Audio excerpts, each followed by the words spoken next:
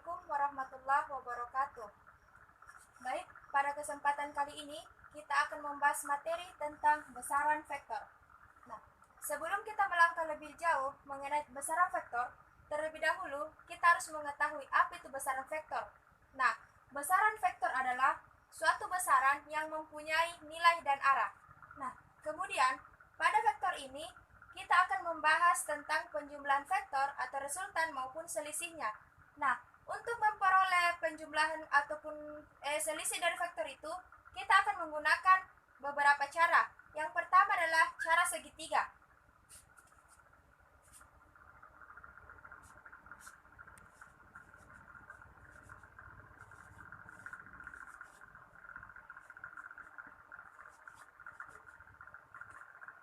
Nah, pertama adalah cara segitiga. Kita misalkan ada dua buah vektor.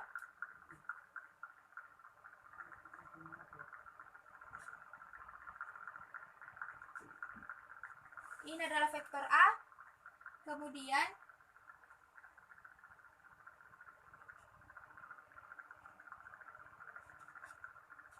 ini adalah vektor B. Nah, untuk memperoleh resultannya, maka kita gabungkan kedua vektor ini.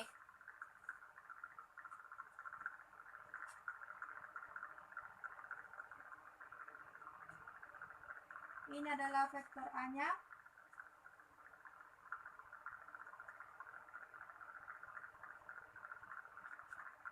Ini adalah vektor B-nya.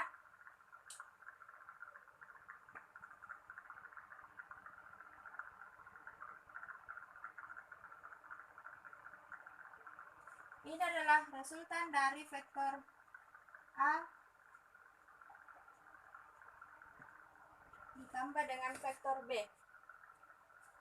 Kemudian ada juga dikatakan dengan cara jajar genjang.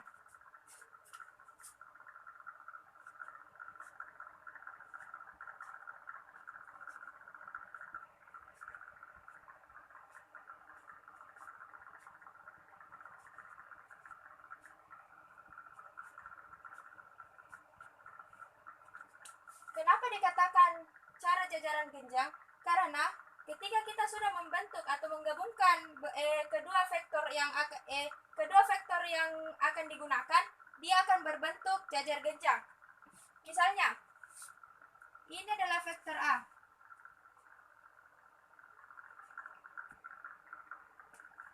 Kemudian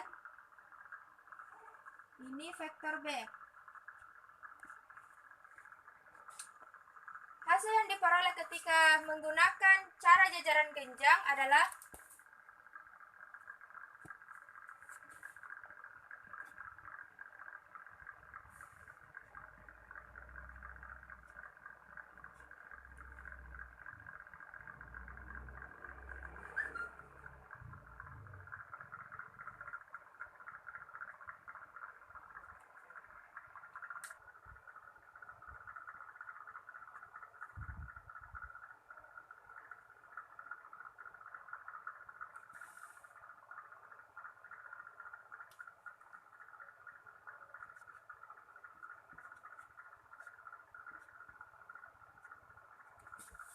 Nah, ini merupakan cara jajaran genjang apabila vektor A ditambah dengan vektor B.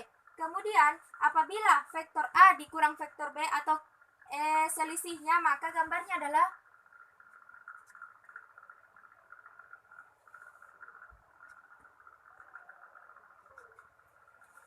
kebalikan dari arah vektor B-nya. Di sini kan dia mengarah ke atas, berarti ini positif.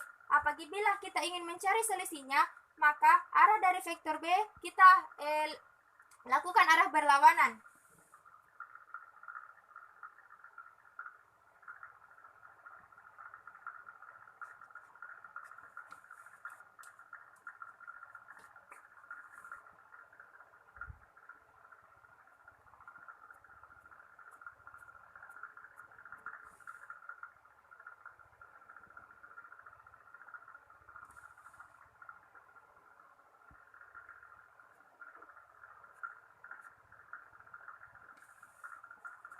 Nah, untuk cara jajaran genjang ini hampir sama dengan cara segitiga. Akan tetapi, kunci dari perbedaan antara cara segitiga ini dan cara jajaran genjang adalah apabila cara segitiga maka ekor kepala dengan ekor kepala. Kemudian untuk cara jajaran genjang, ekor harus ketemu dengan ekor, kepalanya saling berjauhan.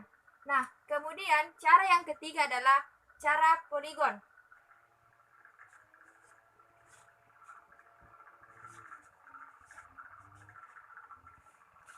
Nah, cara poligon berarti kan banyak segi. Nah, kita misalkan ada 3 buah vektor.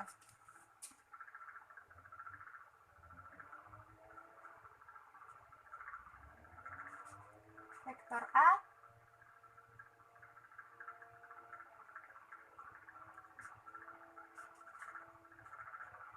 vektor B, dan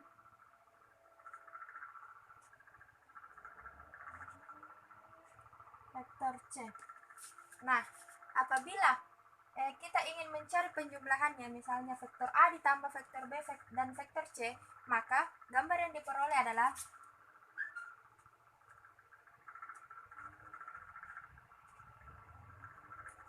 vektor A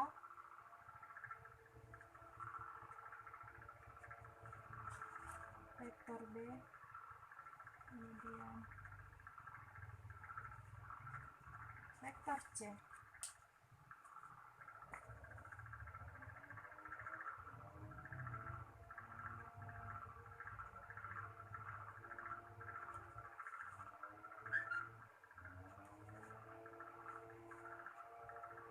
Nah, ini adalah gambar dari vektor A ditambah vektor B ditambah dengan vektor C. Nah, cara yang keempat adalah cara analisis. Tetapi sebelum kita melangkah ke cara analisis, maka terlebih dahulu kita harus mengetahui rumus yang akan digunakan untuk mencari cara segitiga, cara jajaran genjang, dan cara poligon. Baik itu untuk penjumlahannya maupun untuk selisihnya. Nah, untuk mencarinya adalah yang pertama penjumlahan.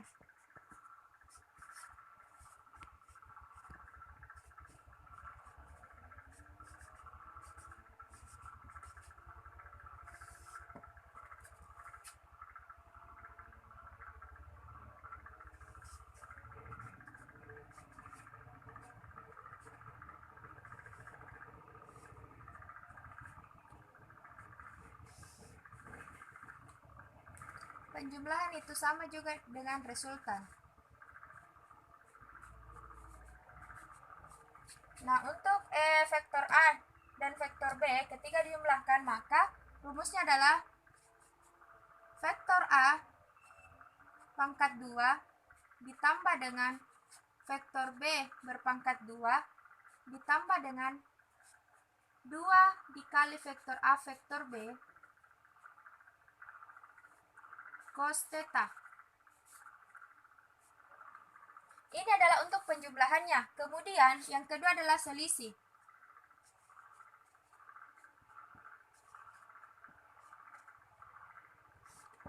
Nah, untuk selisihnya sendiri hampir sama dengan penjumlahannya. Berarti untuk selisih vektor A dikurang dengan vektor B.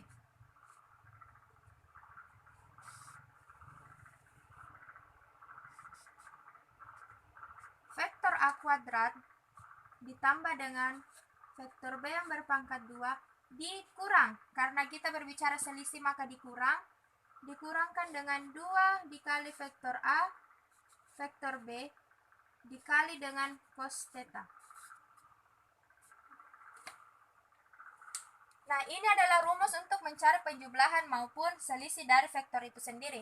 Kemudian, cara yang keempat adalah analisis vektor.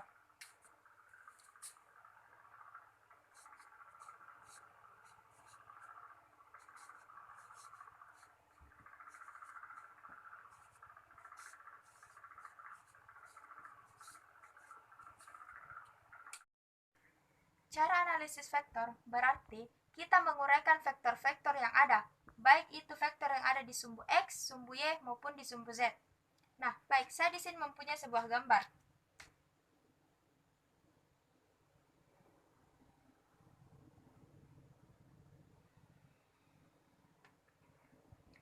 Ini merupakan sumbu X-nya, kemudian ini adalah sumbu Y. Di sini saya mempunyai sebuah garis. Ini merupakan F1. Kemudian saya menarik pula sebuah garis lagi di sini. Ini merupakan F2. Di F1 kita letakkan di sini sebuah sudut theta. Kemudian di sini pula kita letakkan sudut theta. Nah, kita harus mengingat bahwa yang mengapit atau yang diapit oleh sudut itu dinamakan sebagai cos. Nah, kemudian kan di sini kita akan menggunakan cara analisis vektor. Berarti kita harus menguraikan dari gambar ini untuk mendapatkan langkah-langkah untuk menyelesaikan vektor tersebut. Di sini saya akan memisahkan gambar yang berada di sebelah kanan.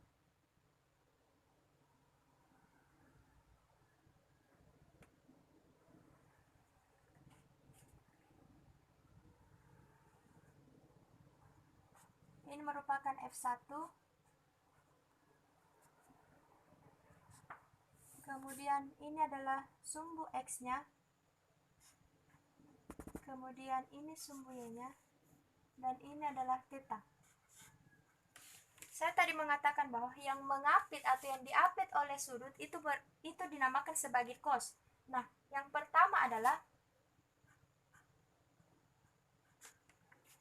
kita ambil untuk sumbu X-nya. Berarti kan F1 dari sumbu X itu berarti F1X adalah F1 cos theta. Karena dia sumbu X yang diapit oleh sudut. Kemudian kita akan mencari F1 dari sumbu Y. Berarti F1Y adalah F1 sin theta. Begitupun untuk bagian yang berada di bagian yang berada di sebelah kiri. Nah, baik, sekarang kita akan masuk ke contoh. Nah, langsung saja di sini saya akan menggambarkan contoh soalnya. Ini adalah F1. Kemudian ini adalah F2. Dan ini adalah F3. Nah, di F1 dia diapit oleh sudut sebesar 60 derajat. Kemudian di F2 juga sama 60 derajat. Ini adalah sumbu X dan ini adalah sumbunya. Biasanya untuk soal seperti ini yang paling sering ditanyakan adalah resultan.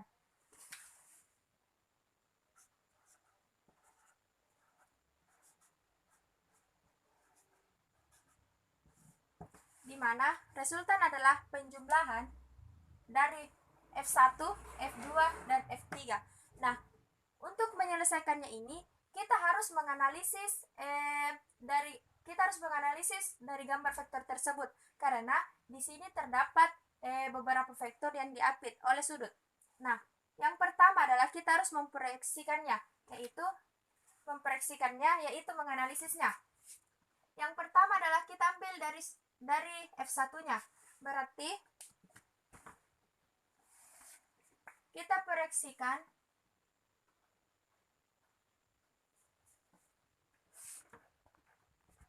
Nah, ini berarti adalah F1X karena ini berada di sumbu X. Kemudian yang di sini adalah F1Y. Nah, seperti penjelasan saya sebelumnya bahwa yang diapit oleh sudut itu merupakan cos. Berarti F1X adalah F1 cos theta. Nah, untuk nilai F1-nya di sini kita ambil saja 10 Newton.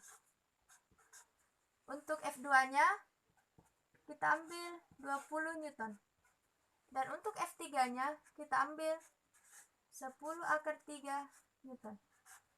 Nah, di sini nilai F1-nya adalah 10 dan cos-nya adalah 60 dikali dengan cos 60. Di mana cos 60 berarti kan 1/2. Berarti 10 dikali dengan 1/2. Hasilnya adalah 5. Ini adalah F1X-nya. Kemudian untuk F1Y-nya.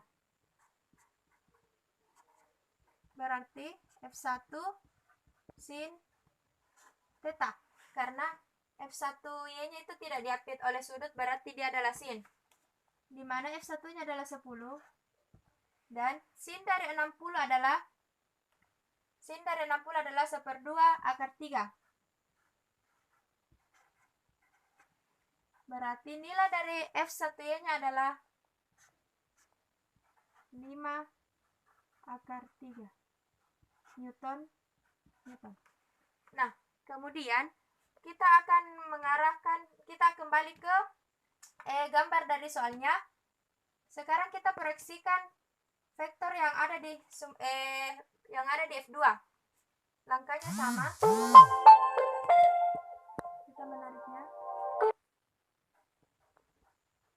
Ini adalah F2X dan ini adalah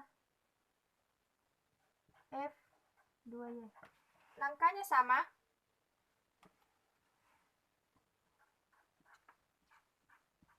F2X. Nah, kembali lagi. F2 cos theta. Karena F2X-nya yang diapit oleh sudut. F2 untuk di sumbu X adalah min 10. Karena dia berada di sebelah kiri dari sumbu X. Cos 60 adalah 1/2. Berarti nilainya adalah min 5 Newton. Kemudian untuk F2Y dia tetap positif, berarti F2 sin theta. F2-nya adalah 10, sin 60 adalah 1/2/3, berarti nilainya adalah 5/3 Newton. Nah, yang akan kita cari adalah resultan, di mana saya tadi katakan bahwa resultan berarti penjumlahan antara F1, F2, dan F3. Akan tetapi, di sini masih terdapat variabel X dan Y. Maka, langkah selanjutnya adalah kita harus menggabungkan yang mempunyai variabel X sesamanya dan menggabungkan antara variabel Y. Berarti, sigma Fx adalah F1 X ditambah dengan F2X dan ditambah dengan F3X. F3X-nya di sini adalah 0 karena dia tidak diapit oleh sudut. F1X-nya adalah 5 Newton ditambah F2 adalah min 5 Newton. Oh, di sini adalah nilainya 20, berarti di sini adalah 10. Berarti ini adalah 10 Newton. Nilai F3 adalah 0. Berarti nilainya adalah min 5 Newton. Kemudian untuk sigma Fy-nya berarti F2Y F1Y ditambah F2Y dan ditambah dengan F3Y. F1-nya adalah 5 Newton. F1-nya adalah 5/3 Newton ditambah 5/3 Newton Ini adalah 20, berarti di sini adalah 10. Dan nilai F3-nya adalah 10 akar 3 Newton. Hasilnya adalah 25 akar 3 Newton. Nah, setelah mendapatkan sigma dari Fx dan Fy-nya, di mana Fx adalah min 5 Newton, kemudian untuk sigma Fy-nya adalah 5 akar 3 Newton. Nah, baik, sekarang kita akan menggabungkan gambar ini. Fx-nya adalah min 5, berarti arahnya ke kiri. Kemudian untuk Fy-nya adalah 5 akar 3, berarti dia positif ke atas.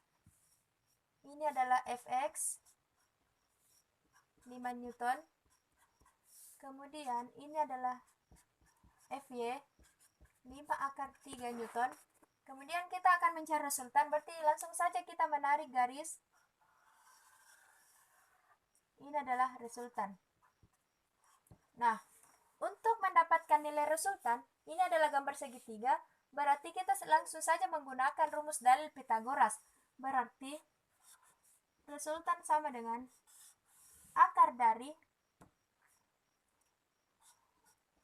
Fx yang berpangkat 2 ditambah dengan akar dari Fy yang berpangkat 2. Di mana Fx-nya adalah min 5 Newton berpangkat 2 ditambah dengan 5 akar 3 berpangkat 2. Hasilnya adalah 25 ditambah dengan, ini adalah hasilnya 75, berarti resultannya adalah akar 100. Nah, akar 100 adalah 10, berarti nilai resultannya adalah 10 Newton. Nah, inilah hasil untuk contoh soal di atas. Cukup sekian. Dan saya akhiri dengan ucapan wassalamualaikum warahmatullahi wabarakatuh.